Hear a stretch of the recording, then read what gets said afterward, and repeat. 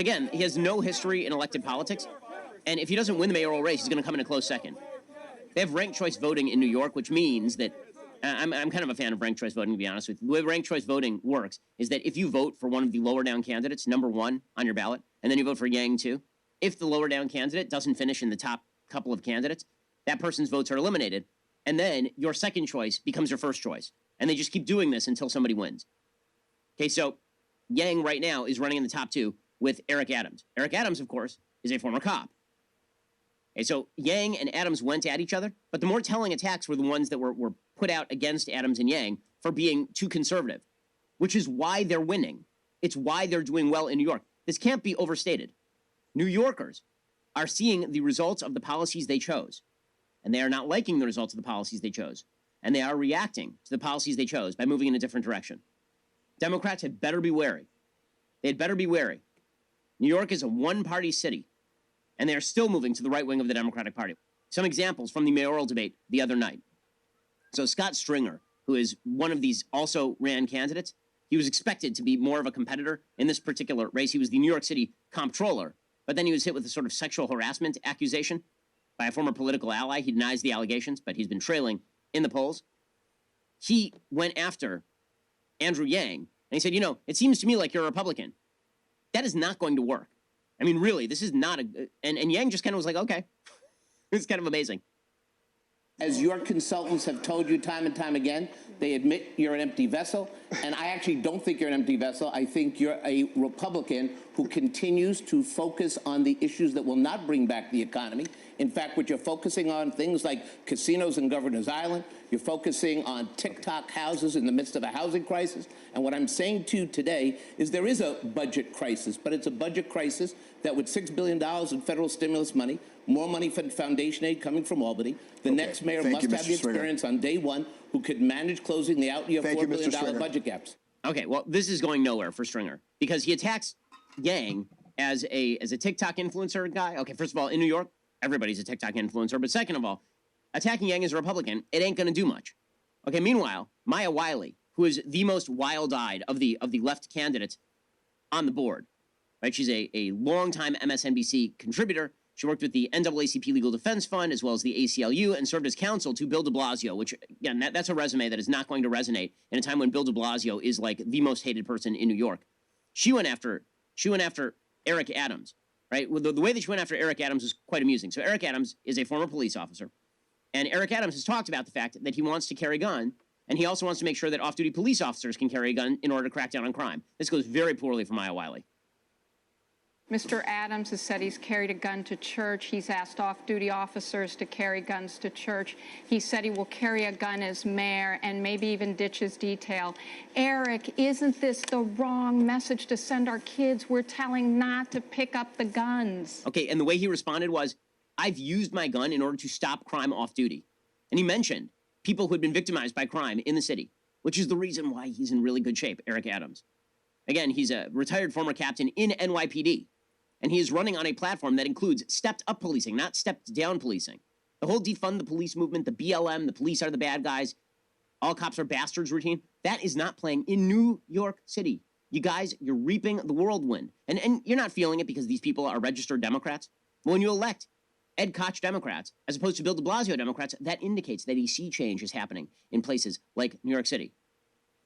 Meanwhile, Yang himself slammed Eric Adams. The battle in New York is also sort of internal. So Yang is going after Eric Adams. He says that Eric Adams has a corruption problem, which is kind of true. He is under investigation. I think 3 separate investigations, actually, for corruption issues. Eric, we all know that you've been investigated for corruption everywhere you've gone.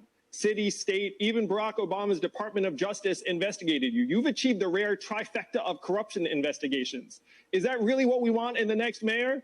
You think you're going to enter City Hall and it's going to be different? We all know it's going to be exactly the same. That's why so many people on the stage don't want you to be mayor. Okay, so here's the bottom line issue. You know, putting aside all of the sort of fireworks that happened on the stage the other night. Right now, Americans are going to have a choice. Do they want the Bill de Blasioization of America, or do they want the Ron DeSantisization of America? Do they want to make California more like New York, or make California more like Florida, or make America more like Florida?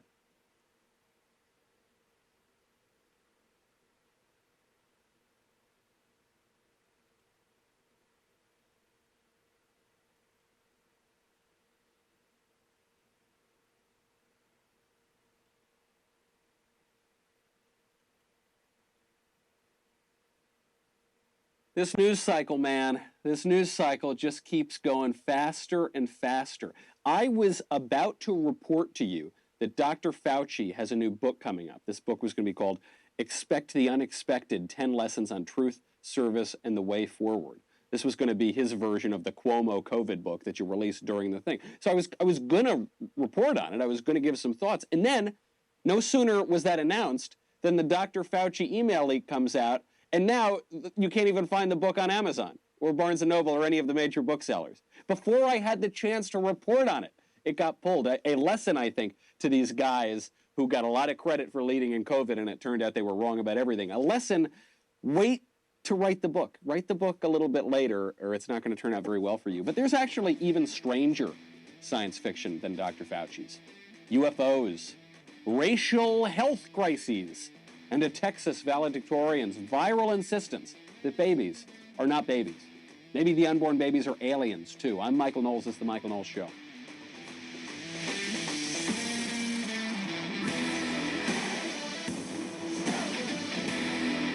Welcome back to the show. My favorite comment yesterday from Ross Studwell, who says, Michael, you should call your show the I Told You Show. But it's a good idea. I mean, I think we're going to have to rename the show the I Told You Show, because this week and last week, and I guess the week before that, we have been proven time and time again, and you know how much it pains me to say this, to have been totally right from the very beginning. And it has been proven that the experts and the geniuses were totally wrong. And they called us conspiracy theorists and lunatics and idiots, and it turns out we were right. And it turns out we're actually right about things even beyond the coronavirus. I hate to say I told you so. It pains me. It hurts me. But I will. Not just on COVID. Obviously, we were all completely right about that, and the Faucis of the world were completely wrong. But even on the UFOs, you remember everybody was going absolutely UFO crazy. The aliens exist. I had many debates with Matt Walsh about this. Matt, very pro-alien. I, somewhat anti-alien. And I said, whatever these UFOs are, I don't think that it's ET. I don't think it's Martians. And people said, Michael, you're crazy. And I said, I think very likely it's our own technology. If it's not our own technology, very likely it's the technology of a foreign government. Or there may be some other explanation. It might be something of an illusion or something like that. But I think the least likely possibility is that it's ET. Well, we got the intelligence report out. We got the UFO report from the Pentagon. Now, again, you're going to have to take this somewhat with a grain of salt, because we're beginning with the premise here that the government does not always tell you the truth. When I pointed out that this might just be our own technology, people responded to me and said, Michael, the federal government officials say it's not our own technology. And I said, right, and they would never lie to you, right? What have we been doing the past 18 months? The past 5 years or so? The federal government would never lie about, like, Russian interference in the election, or Ukrainian corruption in the United States, or the coronavirus, or maybe some other things having to do with 2020. They would never lie about that, right? No. But taking this with a grain of salt, here is what the intelligence report says. They first off deny that it's our stuff flying in the sky. But then they say that they have no evidence to believe this is aliens. I suspect if they did have evidence that it was aliens, they might try to leak that or continue to stoke that, because it would be very sensationalist. It would keep the public enraptured. It would get people more supportive of spending money on Space Force or on defense spending. But they write, quote, intelligence officials believe at least some of the aerial phenomena could be experimental technology from a rival power, most likely Russia or China. Called it, totally called it. I said it from the beginning. The people who were first observing these phenomena said it wasn't Russia or China. The other genius observers about this says it wasn't Russia or China. I said, I bet it's Russia or China. Looks as though I'm right. Inasmuch as we can trust the report, looks as though we were right here. Our senior official briefed on the intelligence said without hesitation the U.S. officials knew it was not American technology. Maybe it is, maybe it isn't, maybe it's a fake out to Russia or China, but he said there is worry among intelligence officials that China or Russia could be experimenting with hypersonic technology. Why do we believe this? Well, there is actually a lot of evidence. Russia has been investing heavily in hypersonics, believing that that technology offers the ability to evade American missile defense technology. Obviously it would. Is it just Russia? No, China also has developed hypersonic weaponry, and included it in military parades. So it's not even like we need to rely on the report to know that China's building this. China has publicly displayed this kind of technology. The report concludes, if the phenomenon were Chinese or Russian aircraft, officials said it would suggest the two powers' hypersonic research has far outpaced American military development. Well, of course that's the case, because Russia and China are investing their money and focusing on winning wars, and the United States is making glossy cartoon commercials about soldiers who have lesbian mothers who spent their youth growing up at pride parades. So yeah, where you put your resources, that's where you're going to get the payoff. There's no woker military establishment right now and bureaucracy than that of the United States, but in terms of this hypersonic technology, China and Russia may have a leg up. The things that they are doing, says the report, where they're spending money, you can't help but be concerned about China's ability to challenge us, as I said, in certain places. And then former officials go on, they say, I don't want to talk about this in detail because it poses a national security threat, to acknowledge that, but there are places where China is frankly doing a better job. Right, that's a big problem. One of the arguments in favor of this being aliens is they said, well, the aircraft are going faster than the speed of sound. Right, we know how to do that. Yes, there are some aspects of these aircraft that we don't understand at all. That seems really quite far ahead of our technology. But the hypersonic thing, we do understand. United Airlines just bought a bunch of supersonic jets. The Concorde flew for years and years and years, decades and decades ago. They actually stopped flying at the end of the 90s or the early 2000s? So yeah, we know how to do this stuff. And the idea that there would be some advances in that sort of technology over the past 3 decades is not really surprising. If it were aliens, it might actually make us feel better, because if it is, as these reports suggest, and as common sense suggests, if it is the case that it's Russia and China messing around with new technology, that seems to put us in a far worse position. Even crazier than the belief in extraterrestrial life, to me, is the denial of terrestrial life. What I mean by that is, we are so eager to believe in little green men flying to us from Saturn, but we are so, at the same time, insistent on denying that babies are babies, right? We can't, think about how gullible we are. Think about how stupid we are. I'm not talking about us, okay? I'm not talking about you and me, who were more correct than Dr. Fauci. I'm talking about the radicals who refuse to acknowledge that a baby is a baby. You know, if we went out to some distant star and found some distant planet, and there were a little rover that found one little microscopic, sort of vaguely resembles life, this would be an earth-shattering event. We would be so shocked and amazed. But you can see a baby on an ultrasound in the womb, moving his little hands, and he's got all his little body parts, and we deny that that is a human, as a valedictorian girl in Texas just did, and she went viral for it. I hesitated to play this video because I feel bad for 18-year-olds who get too much attention, because 18-year-olds are idiots, just sort of by definition. They just don't know. Even if they're intelligent, they don't really know anything, especially these days where the educational system has been so rotted out. So I don't want to put a spotlight on this girl who is blabbing incoherently and begging for the right to murder her own child. However, it's already gone viral. I won't use her name, but take a listen to this ghastly speech. Starting in September, there will be a ban on abortions after 6 weeks of pregnancy, regardless of whether the pregnancy was a result of rape or incest. 6 weeks. That's all women get. And so before they realize, most of them don't realize that they're pregnant by 6 weeks. So before they have a chance to decide if they are emotionally, physically, and financially stable enough to carry out a full-term pregnancy, before they have the chance to decide if they can take on the responsibility of bringing another human being into the world, that decision is made for them by a stranger. A decision that will affect the rest of their lives is made by a stranger. I am terrified that if my contraceptives fail, I am terrified that if I am raped, then my hopes and aspirations and dreams and efforts for my future will no longer matter. I hope that you can feel how gut-wrenching that is. Yes, we can all feel how gut-wrenching that is. Now, speaking of guts and gut-wrenching, think about applying that same logic to the little baby. Imagine if a life-changing decision were made for you by someone else. You mean like by an abortionist or by a child's mother who would kill him in the womb? Yeah, imagine that. That'd be pretty bad. They're not prioritizing my life, right? What about someone else's life, right? Look, plenty of 18-year-olds have stupid ideas about the world. I had plenty of stupid ideas, including on this point. I think I was actually in favor of legal abortion when I was 18. I'm trying to think when I changed my mind. I was probably 20 or something. I mean, at this point, I probably would have said I was pro-abortion. So I feel for her, and it's too bad that she blew it this way. I mean, it's too bad that she made such a mess of things instead of just saying, thank you, it's an honor to be valedictorian, have a good life. People are saying the speech was courageous. It was not courageous. I mean, she lied about what speech she was going to give. Apparently, there had been some discussions about whether or not she was going to address this issue.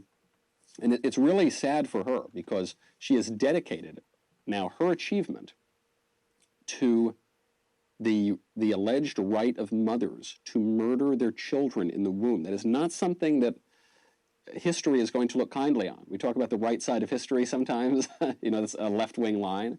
Well, if there is such a right side of history, certainly on the right side of justice, people are not going to look at this very kindly.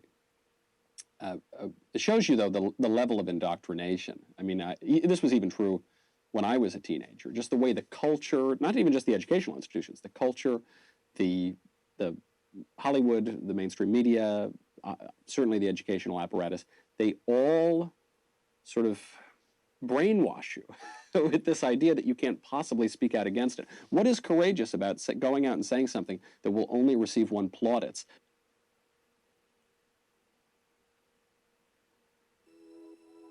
I've been obsessed with belts for a long time. I wear a belt every day, and there was like 3 things that always drove me crazy about belts.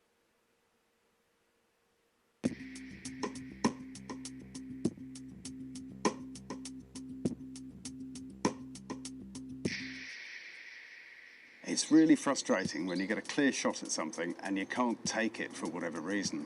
This pigeon in the tree, for instance, he's sat there clear as day. I've got a clear shot at him. Okay, there's a couple of twigs in the way, but I can thread the pellet through them all right.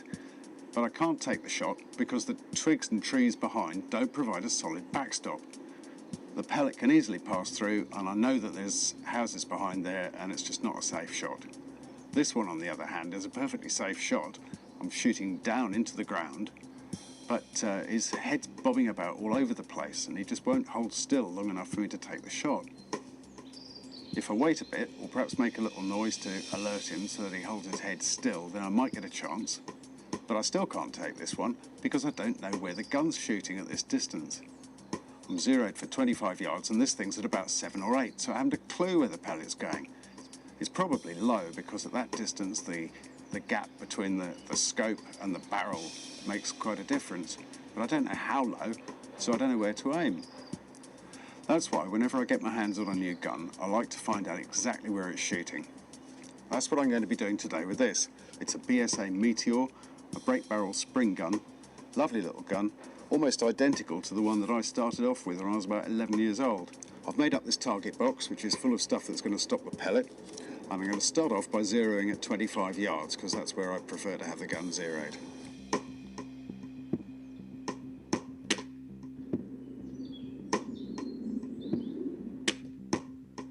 Right, now we've got that zeroed at 25 yards, I need to know where the gun's shooting at all the other distances in between. I'm going to shoot at this same target at different distances, aiming dead centre of the target every time. Then I can see where it's shooting at each distance and draw up a little diagram for myself that I can refer to later.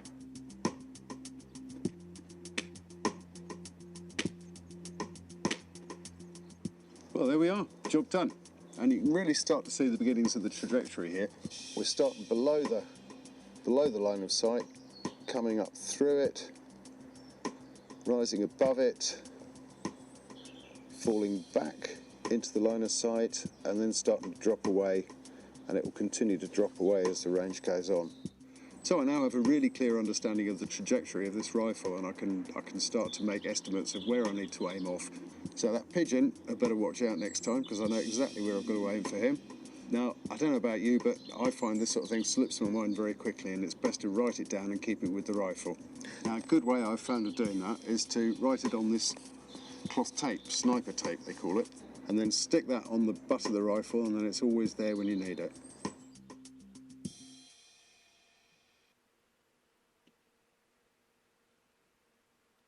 It's no secret.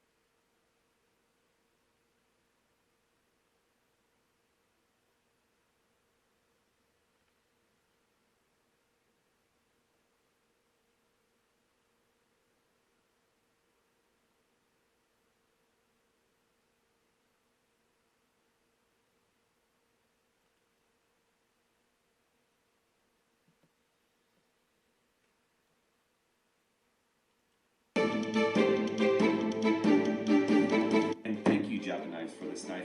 It looks savagely sharp, I can already tell you.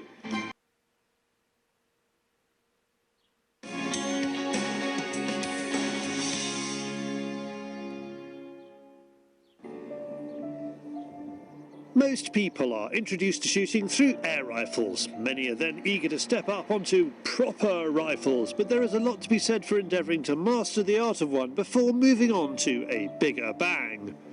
Roy has always been an airgun fan, but for a bit of an experiment, and more importantly to improve his accuracy, we are going to do some back-of-envelope calculations. Well, actually, back-of-cardboard box. As I've not used an air rifle for quite some time, we thought it would be a good idea just to come out, have a bit of a play on a target. So we're going to put a series of dots on here and just figure out where we're shooting at different ranges, because obviously with a sub 12 foot-pound air rifle, then the trajectory can be quite steep. 35, and then we shall do one at 50.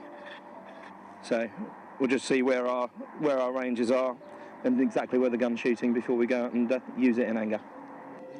Roy has zeroed in at 25 yards, but will start at 10 and work backwards. A rangefinder is a vital piece of kit for this sort of work. It's essential if we want to find out just what happens to our pellets as they battle against gravity and the forces of nature. You're obviously trying to shoot headshots on a lot of animals, and so you've got a very small target area, so what you're trying to do is make sure you can be as precise as possible. So having a rangefinder really does enable you just to with pinpoint accuracy, figure out where you are, and with the mil dots in the scope, if you know where you are on your range, then you can easily adjust up or down just with a little bit of hold over or hold under, and you should be smack on the target. And we'll send a pellet on the way, like that. So actually at 10, that's not too low at all. So we'll just put another one in just to make sure. And same hole, so that's exactly what we should expect from an air rifle of this sort of quality. So same hole grouping. So we'll move back now to 25 and see where we go. Right, okay, so we are smack on 25, all focused in. We shall just put one up the chamber. Almost same position. So we'll do it again. And we're there again. So actually, there's just a touch over to the left. At 35 yards, things start to get a bit more tricky, and Roy has to compensate for drop-off with holdover, and there's the gusting wind. So we're on 35 yards here, and I'm just going to hit the record button. I would have expected we'll probably get maybe a mil-dot drop on here, but we shall soon find out. So hit that on the target. There you go, actually mil-dot and a half, and yet we are slightly to the left on here, shooting through. So we'll put another one down, see if we get the same result.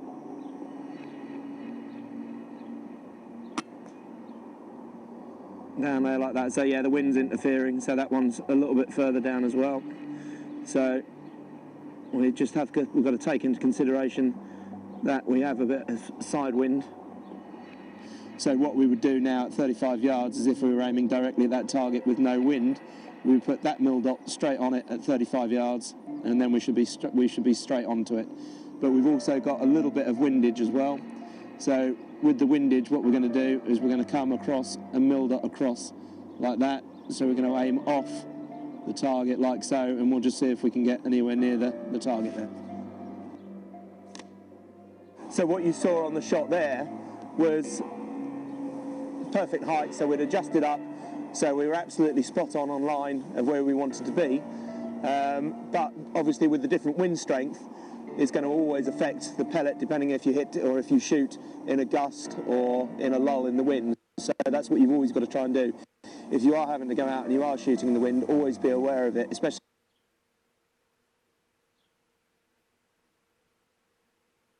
with an air rifle, and then just make your compensations. At 50, the shot has dropped about 6 inches, but a couple of shots with adjustment puts Roy bang on the money. You can see we've got a huge drop-off on 50, being zeroed at 25. So then we adjusted for it, so we know where we need to be on that. Came up here and then just adjusted for the windage and the height from that shot to there, so we knew where we were. Another fine adjustment and we were smack on at the 50 yards, so hopefully we know pretty much where we're going to be.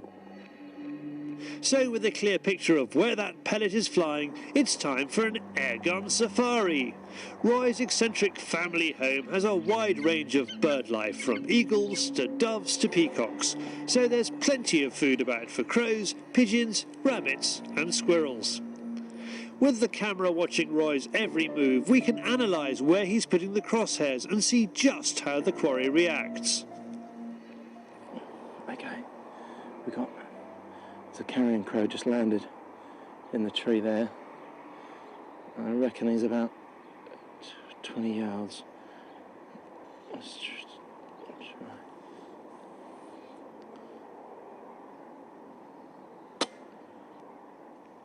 Oh, no way. That just parted his feathers by the looks of that. I want to go and have a look at that and replay. So I think I just undercompensated where he was sitting high up in the tree there. The shot looked like it just went straight over the top of his head and just skimmed it. And I think that must have been down to the angle that I was shooting at. So I was aiming smack on, but the pellet went above. So I think I didn't compensate because we were shooting at quite a steep angle up. Oh well, hopefully another one will come in. Okay, so about 40 yards.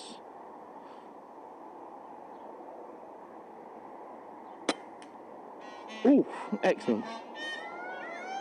Okay, I want to have a look at that. Ooh.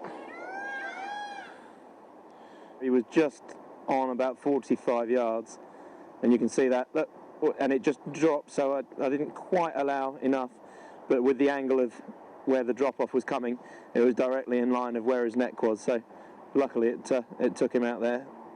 So that was a nice clean kill, so he was done. Right, let's see if we can get a couple more. We've got a feral pigeon just sitting up here. We'll see if we can put a few ferals in the bag, keep the ferrets going for a few days. So let's see if we can get him. He's about 20 yards, so that should be aiming smack on. Okay, just wait for his head to come round. And yep, okay, perfect, excellent. Right, any more? nothing there at the minute. But the reason we're shooting the ferals is we've got quite a big population of white doves here. And with the white doves, obviously, they attract in a lot of other pigeons. So when they come in, they can bring disease and whatever else in. So we're constantly trimming the feral pigeons and what have you as they come in. And we also trim up the white doves as well, because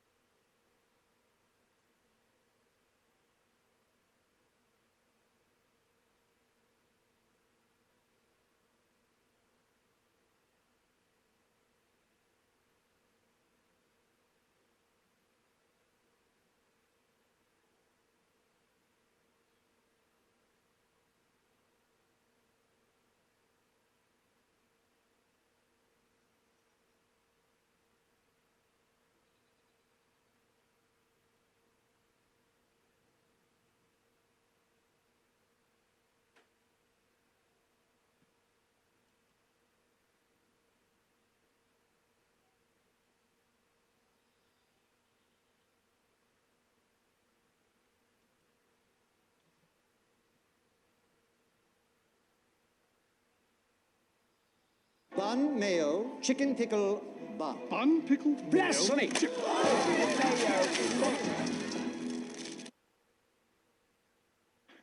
Hey guys, thanks so much for visiting Carnivorous Plants Hub. I can't wait to bring you this update, but real quick, I just wanted to take a moment and ask that you support me and my channel by subscribing or giving this video a like.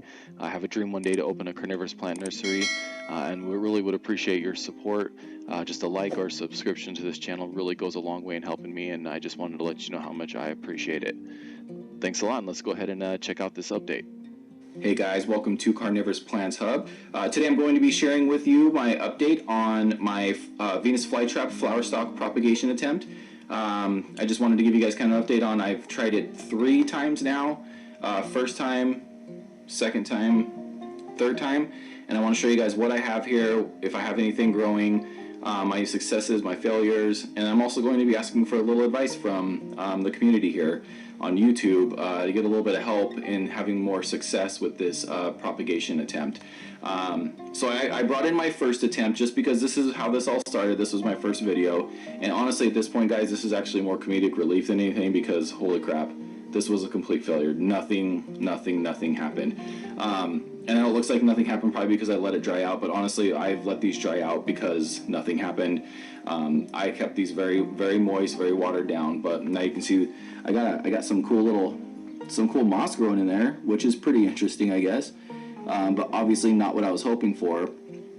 No Venus flytraps took from this, so I've just kind of let these dry out, and the only reason I really kept them is just to kind of show you guys my first attempt and to talk through what I did with my first attempt.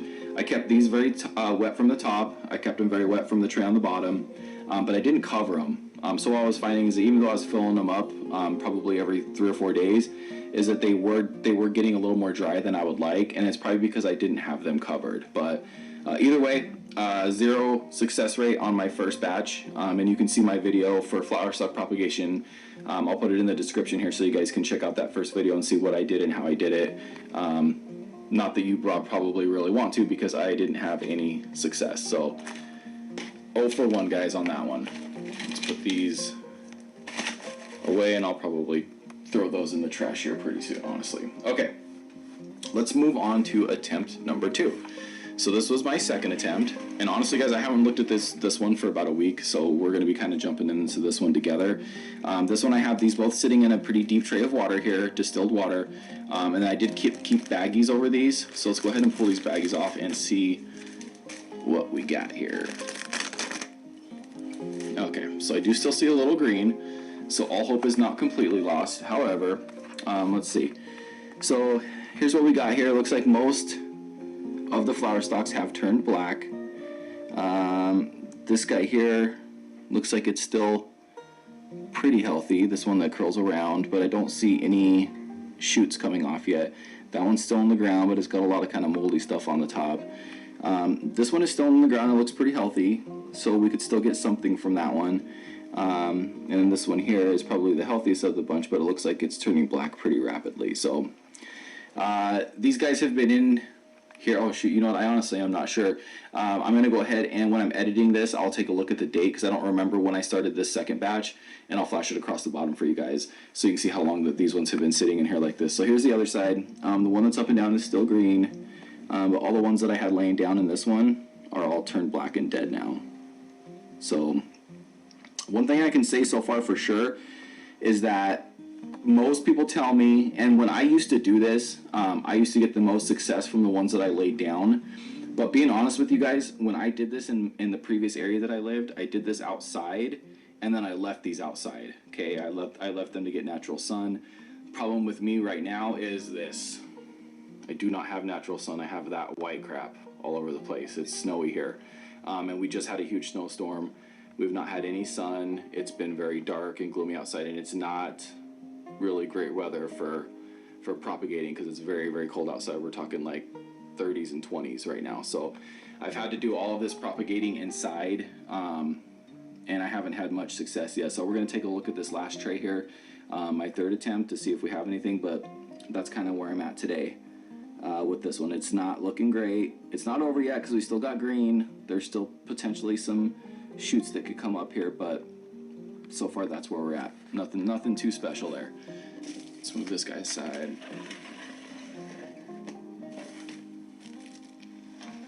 I have been keeping these under the lights. I don't put them under my big Vipar Spectra light. I think that's kind of overkill for this. I've actually kept these under my 36 watt Sansi lights, so that they're not getting like a ton of light, but they're getting enough throughout the day. So here's my third attempt. You can see these are a lot more green. I've actually kept these in this tray of water here. Oh, sorry, I wasn't even filming.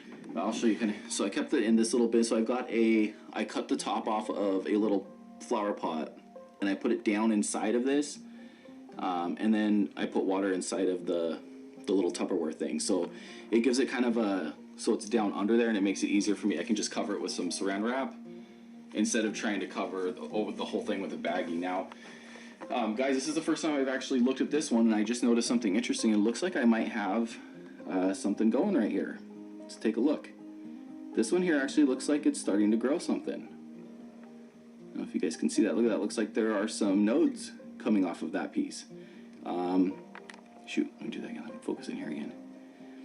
That looks pretty promising, guys. Not gonna lie, that's what I'm looking for. I'm looking for that growth. So that actually could be a success. Looks like maybe a little bit coming off of that one. This one doesn't look like it has anything yet. Guys, let me know in the comments. Is this consistent with what you see with these new growths? This is what I remember seeing. It's been a few years, but this is kind of what I remember seeing. So this looks pretty promising, guys. I think I might get some starts from that one in particular. So yeah, I do have my first success. So I'm really, really excited about that. We're going to be keeping a really close eye on this one, guys. My next update, hopefully I'll be able to give you some better updates with more growth coming off of that piece. So far, it's the only one that I see right now that actually took. The only thing that I've done different with this one, guys, you can see how wet this one is. This one's actually way more wet than either of the other two, and I think it's because I've kept it inside of this Tupperware with it being covered with saran wrap, and it's down inside there. So this is probably the method that I'll keep using going forward. But yeah, look at that, guys. I think we have some success. Hopefully. Okay. So yeah, so far that's where we're at. Again, I'm not sure when I started this one, but I'll go ahead and flash across the screen so you guys can see how long this one's been sitting inside of this Tupperware. I've kept it covered. I've given it some exposure to light. So light is probably 8 to 10 hours a day worth of total light. And it's just kind of sitting with my other Nepenthes that are getting the same amount of light. So yeah, guys, I'm really excited about that because I was starting to get a little discouraged. So even though I have something here, guys, it's still not great. My success rate is obviously super low, and I still don't 100% know if that's going to be a success or not, but at least it's heading in the right direction. I was hoping you guys could leave me some comments, some tips, some advice. What do you guys suggest? I'm completely open to trying something different. I don't have any flower stocks right now to experiment with, but I will be doing more flower stock propagation in the future. So guys, please help me out. Shoot me some tips. I live in the Northwest, in an area that's really low with humidity. I know humidity doesn't have a big bearing on the Venus flytraps as much as they do other carnivorous plants, but yeah, let me know what works for you guys, what have you been doing that will help you get these flower stocks to propagate well, and especially coming from the indoor side of it, right? If I need to do this in the indoors, what works well for you guys? Any tips are super appreciated, and yeah, so hopefully I'll try to give you guys another update on this as soon as anything exciting happens. So make sure and subscribe to the channel. You guys being here is in support of my dream of opening up a carnivorous plant nursery. And liking my videos, subscribing to my channel, all those things really help me. I'm really just trying to learn everything that I can right now. I think it's really important for me to learn and be a complete expert in my area and how to grow these plants before I start selling them to other people. So I'm just kind of trying to relearn this entire craft in a completely different part of the country that has completely different weather. So that's what I'm doing right now, and I want to be able to propagate these guys and teach people how to do this kind of stuff. So I want to learn from you guys, my community, because I know there's a lot of really big experts out there, people that have been doing this for a really long time, and I appreciate you being here, and I appreciate you guys giving me all the advice that I can. So thanks a lot, guys. I hope to see you in the next video. Bye.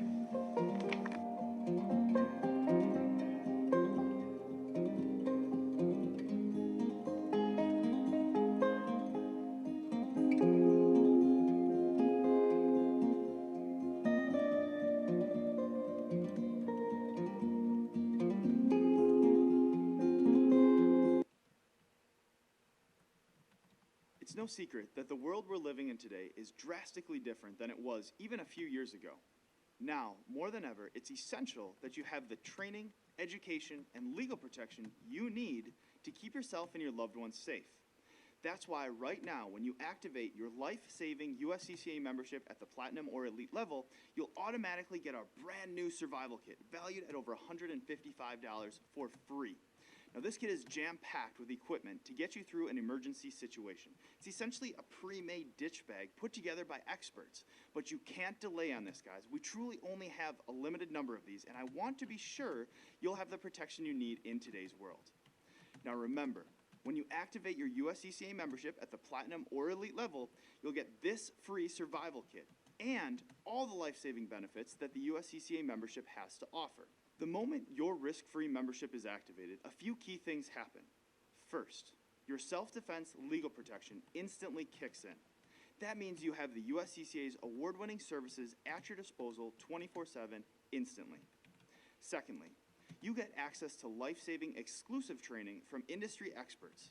Guys, this includes everything from attorney self-defense webinars to military-level training videos. Don't miss your chance to take advantage of these amazing benefits and, in particular, this incredible survival kit offer. Activate your risk-free USCCA membership today.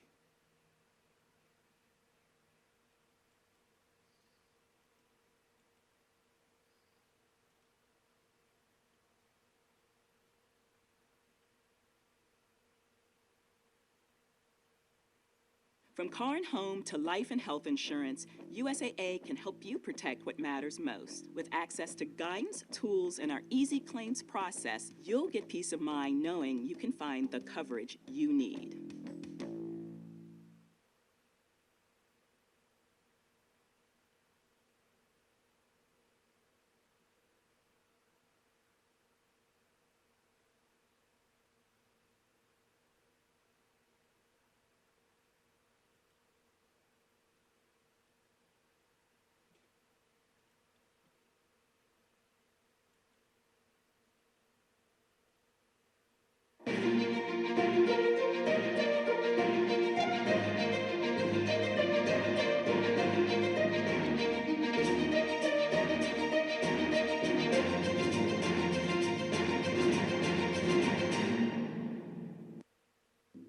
Greetings, my friends. I am Dictor Van Doomcock, the future ruler of Earth, broadcasting from Section X Studios at the center of the Earth.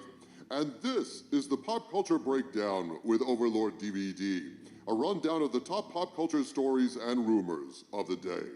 While on the surface, this has seemingly been a fairly slow period in terms of pop culture news, I have some new rumors to report on Brie Larson, the casting of Mara Jade, and her looming significance in the Star Wars universe. I have some additional information on the rumors I reported regarding the Batman, and believe me, you'll want to hear the latest. I have some reporting on the horrible casting choices made in the Sandman production and the rank hypocrisy of Neil Gaiman in defending them. I have some allegations on how terribly Cruella is underperforming in theaters and on Disney+, and what this may mean for Disney's plans to keep destroying classic animated films with live action and CGI remakes. And I have additional confirmation of the several Star Wars rumors I've recently reported, including the latest on Kathleen Kennedy, along with a story I broke last week that George Lucas is looking to direct a new Star Wars trilogy using some of his own investment capital. A lot to talk about on a slow news week. So that said, let's begin. Cruella debuted in theaters and on Disney Plus Premium this past week, and while the box office receipts are in and looking fairly grim, I have exclusive data rumored to be leaked from inside the belly of the beast itself, Disney Plus, which we'll get to in a minute. With more on the terrible box office numbers racked up by Cruella across the globe, let's check in with our roving reporter and box office expert, Valiant Renegade. This is Valiant Renegade, on behalf of Section X Studios, reporting to you live from the surface of the Earth with a Memorial Day weekend box office update. A Quiet Place Part 2 debuted with a whopping $60+ million gross for its opening weekend, in fact, beating the first installment of the popular John Krasinski-led franchise from back in 2018, showing that theatergoers are anxious to get back into the theaters to see movies that they love. Meanwhile, it wasn't such a great weekend for the House of Mouse, with Cruella debuting at less than half the box office take of A Quiet Place Part 2. And the Disney Plus numbers were no better, according to Deadline, showing that Disney's Cruella brought in almost 39% less viewership than did even Mulan last year, which was also another relative dud for Disney. Well, I had a crack team of arch villains manage to catch up with some Disney executives boarding a flight out of LAX earlier this week, and when confronted with this news, we asked for their reaction. This is what we got.